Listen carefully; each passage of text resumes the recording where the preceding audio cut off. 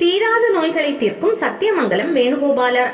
புல்லாங்குழலுடன் காட்சி தரும் கிருஷ்ணன் வேணுகோபாலனாக ஆலயம் கண்ட தலங்கள் பல உள்ளன. அவற்றில் அமர்ந்த, நின்ற, சயனம் என 3 கோலங்களிலும் இறைவன் காட்சி தரும் ஆலயமாக ஈரோடு மாவட்டம் சத்தியமங்கலத்தில் உள்ள வேணுகோபால சுவாமி கோவில் அமைந்துள்ளது. சுமார் 600 ஆண்டுகளுக்கு முன்பு திப்பு சுல்தானின் நிதி பொறுப்பாளராக இருந்த ரங்கையா என்பவர் இந்த பகுதியில் வரி வசூலித்து திப்பு சுல்தானுக்கு கட்டி வந்தார். ஆனால் 3 ஆண்டுகளாக வரி வசூலித்த பணத்தை திப்பு சுல்தானுக்கு கொடுக்காமல் அதை வைத்து இங்குள்ள 108 கால் மண்டபத்தை கட்டியதாக வரலாறு கூறுகிறது. ராமானுஜரும் வேதாந்த தேசிகரும் மேல்கோட்டில் உள்ள திருநாராயணபுரத்திற்கு செல்லும் வழியில் சில நாட்கள் இங்கு தங்கியதாக சொல்லப்படுகிறது. கோவில் அமைப்பு: இந்த கோவில் 3 நிலை மற்றும் 5 கலசங்கள் கொண்ட ராஜகோபுரத்துடன் கண்களை கவரும் வண்ணம் அழகாக காட்சி தருகிறது. மேலும் உயரமான சுற்றுச்சுவர்களையும் கொண்டுள்ளது. கோபுரத்தை வணங்கி உள்ளே நுழைந்தால் பெரிய விசாலமான பரப்பை காணலாம். கோவிலை கடந்து உள்ளே சென்றவுடன் எதிரே 30 அடி உயரத்தில் செப்பு கவசத்துடன் நீண்ட நெடிய கொடிக்கம்பம் ரம்யமாக காட்சி தருகிறது. அதனை அடுத்து அழகிய வேலைப்பாடுடன் கூடிய 108 கல் மண்டபங்கள் வரிசையாக அழகாக காட்சி தருகின்றன. இந்த மண்டபத்தின் முகப்பில் ருக்மணி சத்யபாமா உடனாய குழலேந்திய கிருஷ்ணனின் சுதை வடிவ சிற்பம் இருக்கிறது. கல் மண்டபத்தின் உள்ளே நுழைந்ததும் இடதுபுறத்தில் வித்தியாசமாக கல்யாண விநாயகரை தனி சன்னதியில் தரிசிக்கலாம். விநாயகர் சன்னதிக்கு எதிரில் உள்ள தூணில் திப்பு சுல்தானின் புடைப்பு சிற்பமும் இருக்கிறது. கொங்கு நாட்டை திப்பு சுல்தான் ஆட்சி செய்த போது இக்கோவில் கட்டப்பட்டிருக்கலாம் என்ற கருத்து உள்ளது. அதற்கு அடுத்ததாக 16 கரங்களுடன் நின்ற கோலத்தில் பெரிய திருமேனியுடன் சேவை சாதிக்கிறார் சுதர்சன ஆழ்வார். இவருக்கு சித்திரை நட்சத்திர நாட்களில் சிறப்பு அபிஷேகம் நடைபெறுகிறது. சுதர்சன ஆழ்வாருக்கு மறுபுறம் யோக நரசிம்மர் யோக நிலையில் அமர்ந்த திருக்கோலத்தில் காட்சி தருகிறார். இவருக்கு அடுத்ததாக வினய ஆஞ்சநேயர் காட்சி தருகிறார். கல்வி கடவுளான ஹயக்ரீவர், ஆரோக்கியத்தை காக்கும் தன்வந்திரி பகவான் ஆகியோர் தனித்தனி சன்னதிகளில் அருள்பாலிக்கின்றனர். இவர்களை வணங்கி தாயாரான கல்யாண மகாலட்சுமியை தரிசிக்கிறோம்.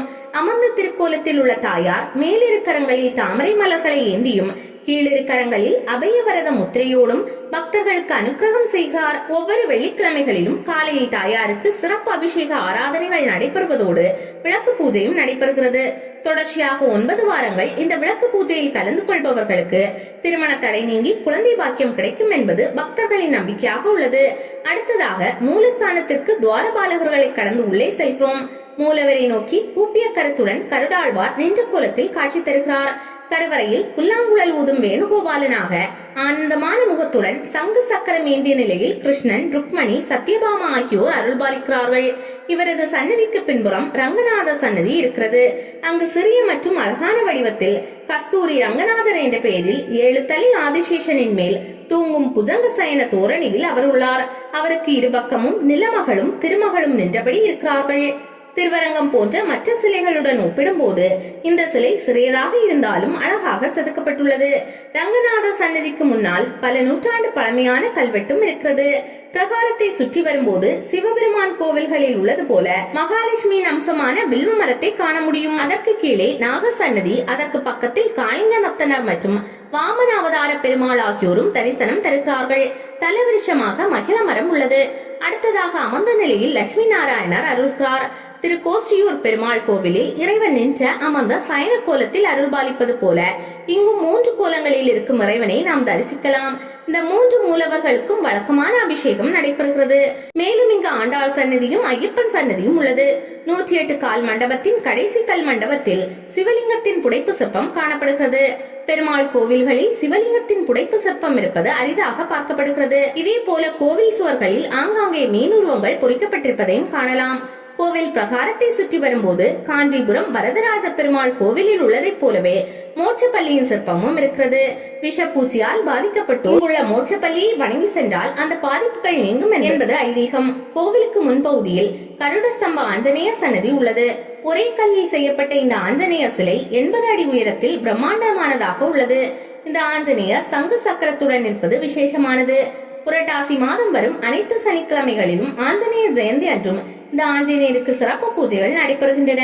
கோவிலுக்குள் 21 முக்கியமான பஞ்சலோக சிற்பங்கள் இருக்கின்றன.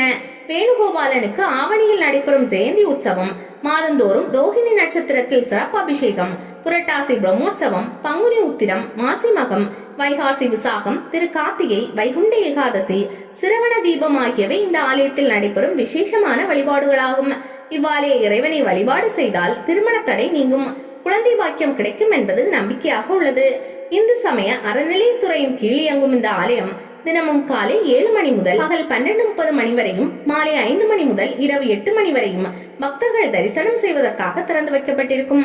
அமைவிடம் ஈரோடு மாவட்டம் சத்தியமங்கலம் பேருந்து நிலையத்திலிருந்து சுமார் 1 கிலோமீட்டர் தூரத்தில் வேணுகோபால சுவாமி கோவில் உள்ளது.